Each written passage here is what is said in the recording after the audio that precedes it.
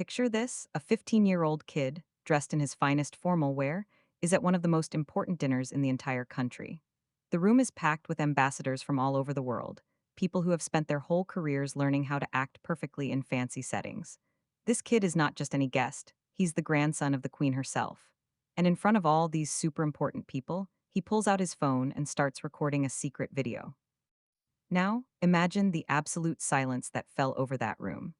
That's how this whole wild story begins, with a teenager making a choice that would end up changing the rules of the entire British monarchy forever. So, here's the really shocking part. Catherine, the Princess of Wales, actually stood up in the middle of this incredibly formal dinner, walked across a huge room filled with 150 international ambassadors, and had the Queen's grandson physically removed from Windsor Castle. Then, just 5 days later, Kensington Palace sent out a formal memo that basically said, if you don't have a royal title, you are now on a zero-tolerance policy for bad behavior. That chain of events is absolutely wild when you think about it. But what makes it even more fascinating is the timeline of how we got from a teenager sneaking drinks to a major change in how the monarchy handles family scandals. When you really look at what was said versus what actually happened, this wasn't a sudden overreaction. It was the breaking point of a problem that has been building up for over 25 years. The new set of rules that leaked to the public on May 13th is genuinely something we have never seen before. It came straight from the offices of Prince William and Catherine at Kensington Palace. Even though the memo doesn't mention Freddy Parker Bowles by name, the timing makes it super clear what caused this whole thing. The document basically gets rid of a gray area that has existed for decades. It says that anyone without a formal royal title or official job now has to follow the exact same rules for behavior and security as the senior working royals when they attend state events. And if you break those rules, the punishment is immediate and you get suspended from all future royal events. There is no warning, no quiet chat behind closed doors, just straight to suspension. This is a massive change from how things have worked in the past, and to understand why it happened now, we have to look back at the night of May 8th. St. George's Hall at Windsor Castle, during a white tie state banquet, is about as formal and serious as an event can possibly get.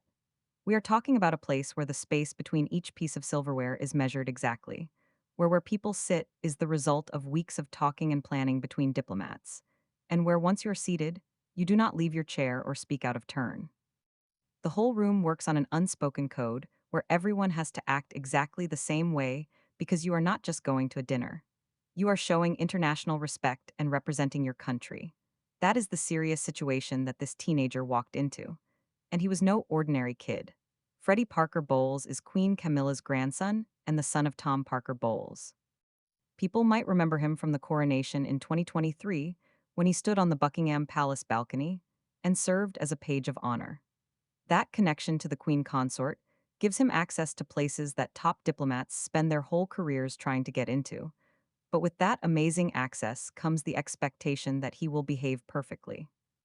However, that expectation fell apart almost immediately.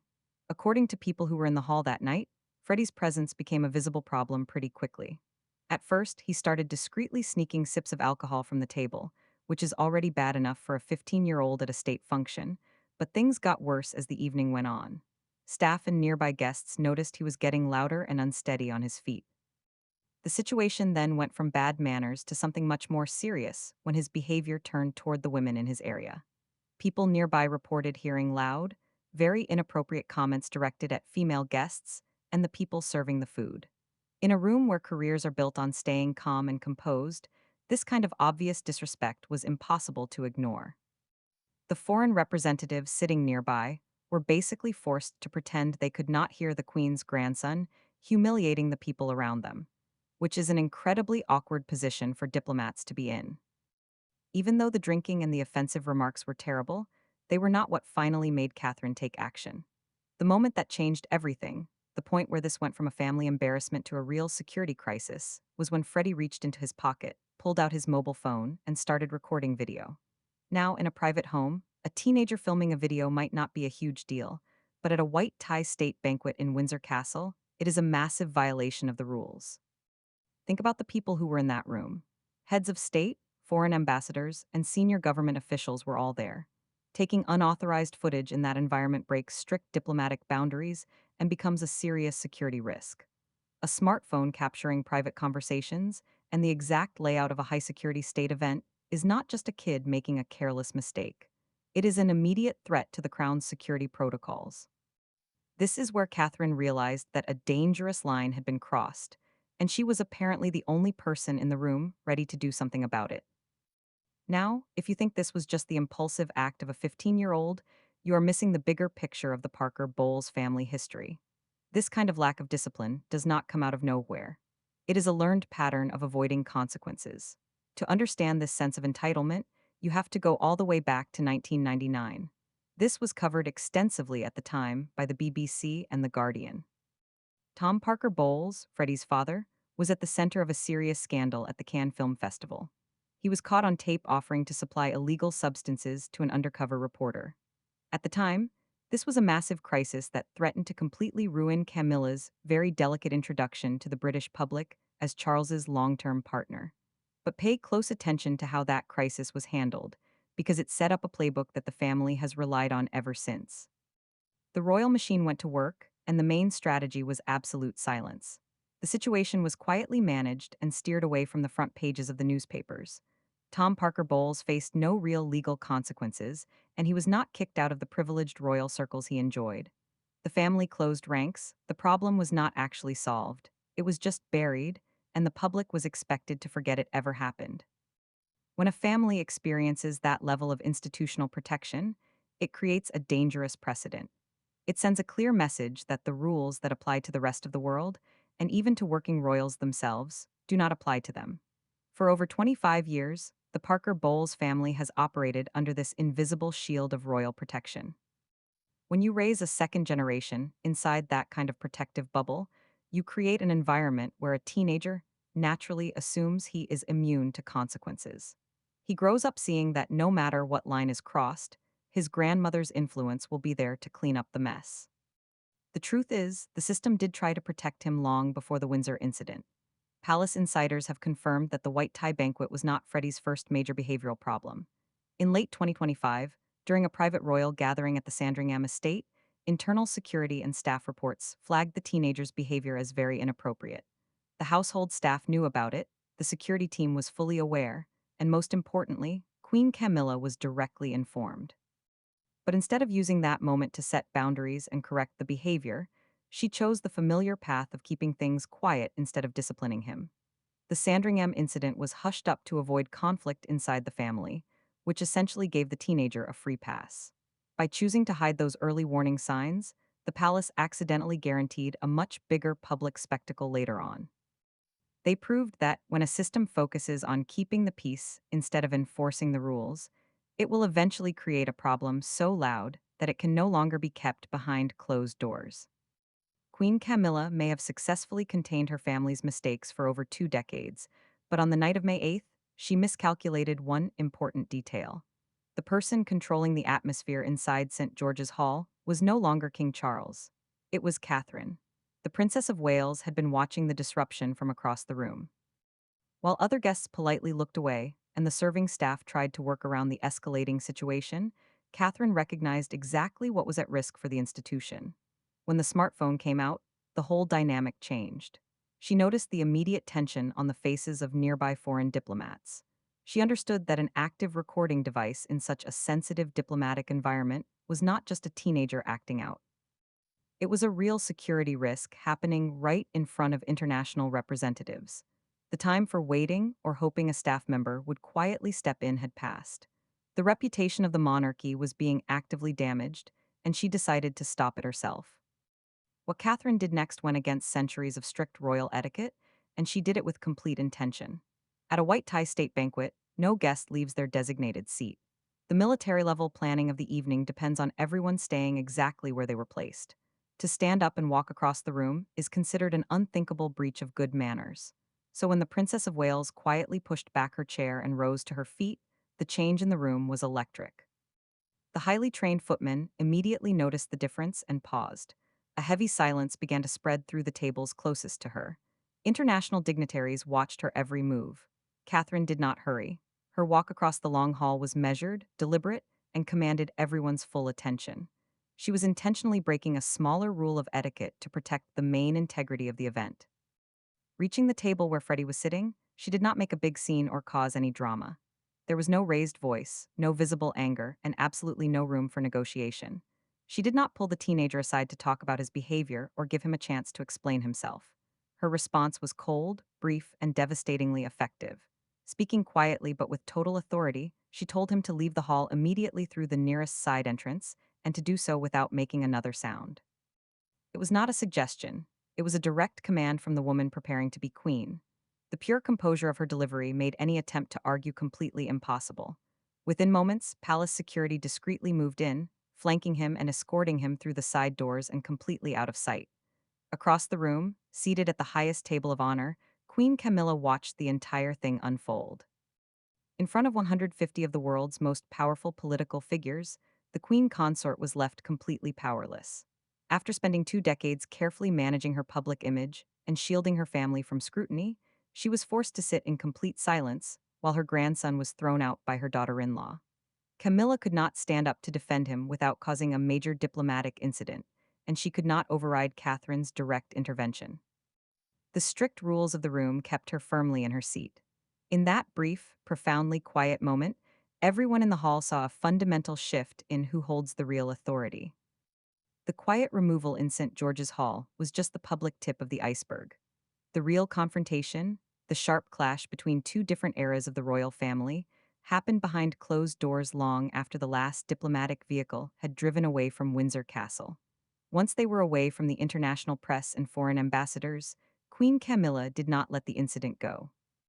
According to people familiar with the inner workings of the palace, the queen consort was very upset and immediately confronted her daughter-in-law.